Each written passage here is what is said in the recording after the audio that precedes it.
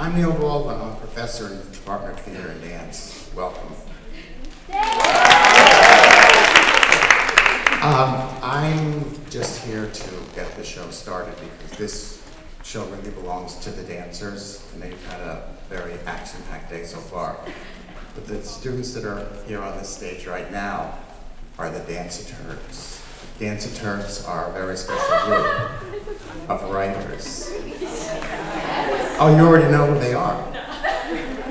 And we have a workshop that Christy's going to tell you about. But I think that we should get right to it because we've got a full program for you. So let's start the show. Hi dancers, welcome to Dance Day. We're so excited to have you here. We absolutely love performing for you guys, so welcome. As Neil said, my name is Christy and I am a senior BFA dance major, and I'm going to inform you a little bit about what we do in Dance-Liturgy. The Dance-Liturgy workshop is a writing seminar where a selected group of dancers join together to explore how we can conceptualize what we physicalize and examine our process of dance. As Dance-Liturgs, we challenge ourselves to probe the choreographic mind, history, and process to deepen our understanding of our craft. The Dance-Liturg is the performer as spectator. We meet every Friday morning at 8:30, where we consider many different questions about the dancer's mind, body, and spirit. Over healthy breakfast snacks that our Professor Neil provides for us, we analyze the whys of what we do. From our artistic perspective, we conduct historical research on each season's repertory. We advocate for more awareness of our craft. We seek objectivity and clarity in the process of presenting critique of the work of the traditional and modern choreographers, as well as the devised choreography of our peers in an atmosphere of intellectual give and take. Our goal as Dance-Liturgs is to push ourselves to test the boundaries of dance and to re-experience our own dancing from different points of view. Now I'm going to introduce you to Daniel, and you'll hear from everyone about the works that you're going to see today. Hello everyone, my name is Daniel, and I'm also a senior here at MSU, and I'm a BA major. BA dance major, I should say. And I'm going to be introducing Mad Rush by Larry Kegwin. Mad Rush by Larry Kegwin is an originally choreographed work that was premiered here at Montclair State University last November 2016. Kegwin wanted to create a work that was physicalized the concept of spiraling emotions and how individual people can stand within their own truths. The title was named after the song Mad Rush by Philip Glass, which is the score that is used for this particular piece. Each performer showcases movements that have individual purpose and experience this rushing of energies and emotions throughout the piece. Costuming the dancers in variations of white pedestrian clothing symbolizes the purity and light that they all come to accept. The large ensemble sections of the dance represent the communal aspect of the work and slowly peels away several layers of humanity by exiting dancers one by one. Mad Rush showcases his aesthetic by utilizing music, visualization, and showing clear choices through his choreographic tools. For instance, starting and ending the piece in the same way creates a summative approach to the way Kegwin wants to convey the work conceptually. This choreographic process was very different from most choreographers. He had the cast workshop in ways of developing different movement through various techniques he would suggest, such as creating a movement phrase that physically and visually spelled out our own names. After days of gathering material, Kegwin would then copy, cut, and paste the work to ultimately create Mad Rush. So when you're watching this piece, watch out for the different names that the dancers spell out through their movement. Thank you. Hi everyone, I'm Alyssa Masika and I'm a junior BFA dance major here at Montclair. Mark Morris choreographed Polka, which premiered in 1992. This piece has a cast of 14 women and is performed with live accompaniment. Polka is focused around strong dynamic movements that require a lot of musicality. The choreography almost directly reflects the musical phrasing. Most of this piece is centered around a perfectly symmetrical circle, which can be hard to obtain. In saying this, the rehearsal process was strict, specific, yet rewarding at the same time. It took a lot of work to perfect the specific movements and ensure that each dancer was in sync. I feel a strong sense of community with my fellow dancers while performing this work. Some critics have said that polka is a tribal celebration danced around a metaphorical campfire. This is prominent when we are all facing inward with our hair down, arms extended, and brushing our foot against our knee multiple times. This piece takes a lot of focus, concentration, and when done well, is aesthetically pleasing. Look out for the moment when we first break from our circle to create a running spiral. It is truly mesmerizing. Hi everyone, I'm Miss Marty, Melody Marty. And I am a dance BA major, a senior here at Montclair State. And this is... I'm Christina Hall, and I'm also a senior BFA dance major here at Montclair. And we are proud to present Nancy Lushington's point piece, American Baroque, in its premiere during the 2017 DanceWorks concert. This piece is an abstract piece of work that carries a clear sense of poise and character just as much as a literal piece with a storyline would. The score of the piece is from the Shock of the Old album, Common Sense, Composers Collective and American Baroque, and is composed by Mark Mellitz. Lushington's inspiration for the piece was influenced by the music and title of this album. The haunting sounds of the score made her skin crawl and motivated her to evoke this feeling upon the dancers and the audience. The music complements Lushington's vision of the piece, which is a mashup of Baroque and American cultures, the collide of two very different worlds. American Baroque consists of 13 girls dressed in beautifully elaborated black and gold costumes, all in point. The clean cut and color of the black leotard underneath the angular golden skirt and embellished top mixes the fancy European world with the simplistic American world. Lushington aims to evoke a creepy feeling with the mingling styles of the two cultures and time periods. The piece gives viewers a glimpse of the past and the present, and as Lushington stated, exaggerates delicate and gestural movements in the piece that is very much the opposite of her powerful and athletic movement. The piece plays with going on and off balance as well. Be sure to look out for these movement qualities in the piece and how they merge into one. American Baroque is like a fantasy. One moment the dancers are posing as a silhouette from a distant past, the next they are in constant motion in the present. What's up everybody, my name is Eric Para and I'm a BFA dance major here and I'm going to be talking about Journey. An army of fierce men fill up the stage in Earl Mosley's latest draft of Journey. The dance takes the audience through an emotional and physical adventure that leaves the audience with a sense of completion. The piece has been choreographed and restructured countless times and has finally made its way to an MSU stage.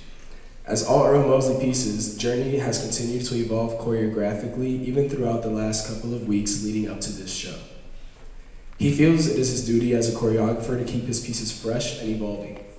It's a dance inspired by the many events life takes us through and serves as a culmination to Mosley's work as a choreographer. The music is hard-hitting, dynamic, and rhythmic. The costumes provoke masculinity, match the layering of the music, and intensify the constant change of direction and level. The dance continuously challenges the performer's stamina, musicality, and technique. Altogether, the strong but gentle, loud but sensitive piece allows for self-reflection and ensemble togetherness. Be sure to look for these opposing dynamics as the MSU Dance Boys leave it all on stage.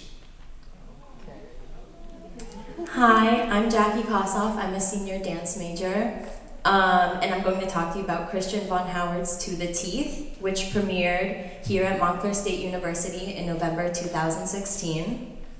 5 distinct figures illuminate the stage and enter the space no longer as themselves. This quintet of female dancers embody the persona of a witch's coven, each with a unique role in the cult. Mystical elements of darkness serve as inspiration for the syncopated, breathy music by Caroline Shaw and Rame, eerie lighting, and intense interactions between the dancers. The strength of the sorcery is exemplified by the powerful women who dance and fill the stage with their energies, as they are completely covered in skin tone mesh with distinct black patterns and floor-length black skirts. Enamored by the mysticism that leaves people questioning if there's truth in magic, Von Howard found movies of witches' rituals that influenced movement ideas and the use of lighting. Look out for the physical and emotional connections between the dancers as we hope you enjoy the magic of To the Teeth. Hi everyone, my name is Stacy Riccitelli and I'm also a BFA senior here at MSU. New Second Line, choreographed by Camille A. Brown in 2006, is a piece about coming together as a community to celebrate the loss of someone or something in one's life. Behind the New Orleans jazz music, the piece is based on New Orleans' Second Line. Second Line is the back half of a funeral parade. In the front, you have all the family members. In the back of the parade is people celebrating a life well lived. The first day of rehearsal, we are told to think of someone or something that we have lost and write a letter about them. We did not share these letters, but when we were dancing the piece, we had to think about that person. We were on the phone with Camille one day during rehearsal, and she was saying that we should bring our letters to life through the movement and through the energy of each other, to let our stories come to life. We had to think of a social dance that would help our stories. Even though the piece is very tiring, we use these social dances and finding connections with each other to really help bring these stories to life. Each dancer has their own individual stories throughout the work. By the way, they each have their own social dances and interpret the movement differently to bring their stories to the piece. See how many different social dances you can find during the piece, and also find the celebration with one person or a group of people. I hope you enjoy New Second Line by Camille A. Brown.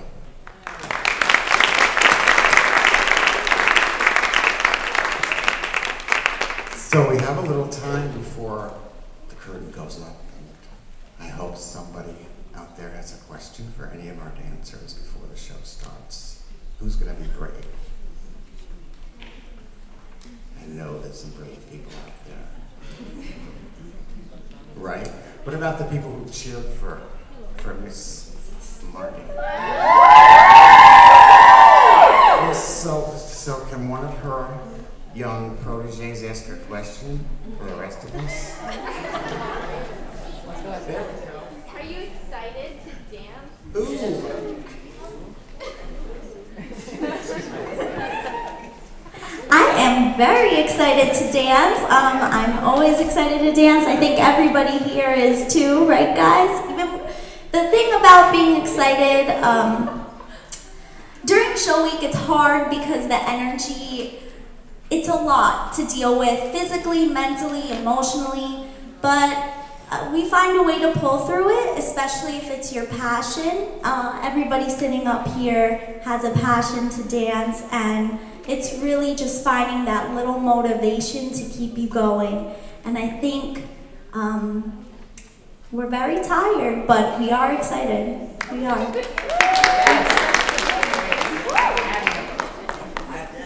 How long did it take you to prepare for this concert?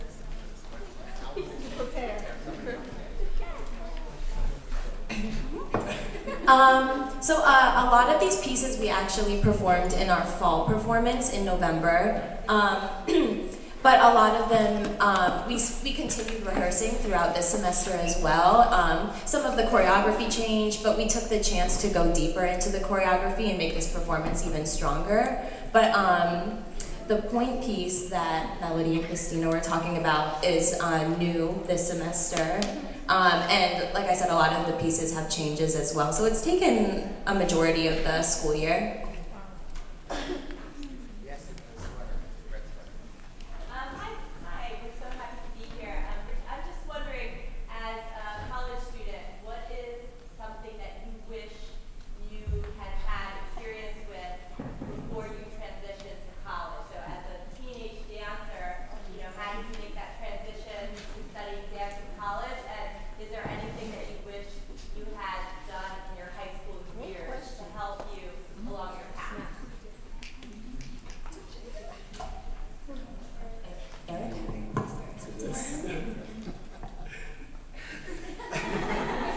That's a really, really good question. I think as a high school student and even younger, I did dance at a separate studio because at my school we had no type of arts programs at all. and we were a really small school, so we didn't really have an opportunity to express ourselves artistically and creatively. So my only chance to do that was at a local studio, and I really didn't have the opportunity to really push myself as much as I wanted to until I really got to college and in this environment. So I think as someone, if I were to go back in time, I would have definitely wanted to push myself artistically, creatively, and be more open to dancing and wanting to be a little bit more professional at a younger age, right? So I think it is that opportunity of really pushing yourself and really going beyond just your normal everyday routine, right? It's taking that extra time, like I'm gonna go to class a little earlier and warm up, do stretch even longer, doing things like that would really, I think, would have benefited me a little earlier in the game, but that's definitely something I would have thought about.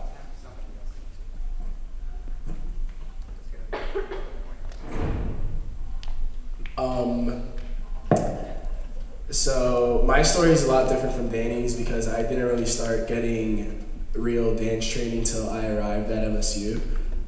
So I kind of made a very late decision in my life to start dancing. So I think if I had the opportunity to go back and do more, like Danny said, I think I kind of would have just put more time and thought into different things that I'm doing, maybe more research. If this is something that you really want to do, you want to make sure that you're familiar with it as much as you can, not only with dancing, but like with the history of it, different types of dancing, what dancing is fit for you, because maybe the dance that is offered at a university isn't something that you want to go into, but there's so many other choices that you can do within the world of dance because it's just like endless, you know what I mean?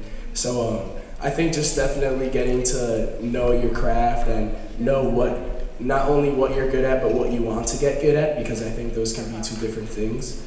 But yeah.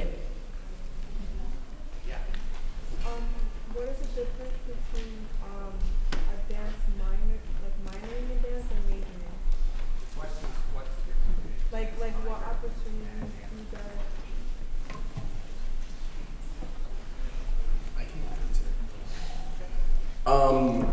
So for the dance minor, you're not taking as many credits as you would be as a dance major. As a dance major, you're taking 2 technique classes a semester. You're taking a composition class, which is like improv or choreography. And you're performing on stage with like these shows. So as a minor, you don't really get that many performance opportunities. You don't have to fulfill as many credits. There's a certain quota that you have to fulfill, so they get distributed differently as they would if you're a dance major. So it's definitely way more time involved as a dance major. It's a lot more dedication and I think you just have to be here a lot more. As a dance minor, it's kind of more something that's just like, on the side when you have more time to take these credits, then you take them. But when you're a dance major, most of your day is filled with dance major courses, and you're maybe only taking 1 or 2 general classes. Whereas if you're a dance minor, it's probably the other way around. You have another major, so that means that you're taking most of your credits for that specific major, and then when you find time or you work your schedule around finding a space to add those 1 or 2 dance classes a semester. Yes. As graduating seniors, those of you that are graduating, how well do you feel prepared as far as what you're going to go for into the world at, whether you're not, double major or minor? And are you happy with the decision to go as a dance major, or what are you going to do with it? I feel extremely prepared. I know there's so many avenues and so many different directions you can go once you leave here, but I feel like I have a very solid base of training, not only in my technique, but I feel like artistically, I'm now at a place where I understand myself and understand where I want to go. And even if I don't know where I want to go, I feel confident that I can take that step and put myself out there. So I definitely feel like here we've made this community. I've found myself as an individual, as an artist, and now I feel like I'm ready to go on to the next step, even though I'm sad that I'm leaving. I think we can do one more, and then we have to start. So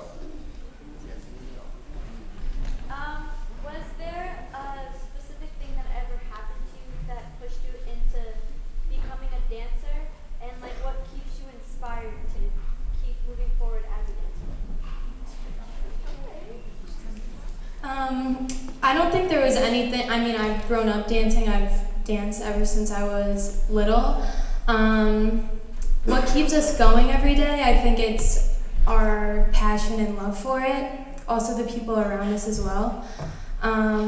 But yeah, like getting up for 8:30, 10 o'clock ballet every single day isn't the most easy thing in the world, but when you have a passion and a dedication for it and you want to get better, it just makes everything worth it. Let's have a round of applause for our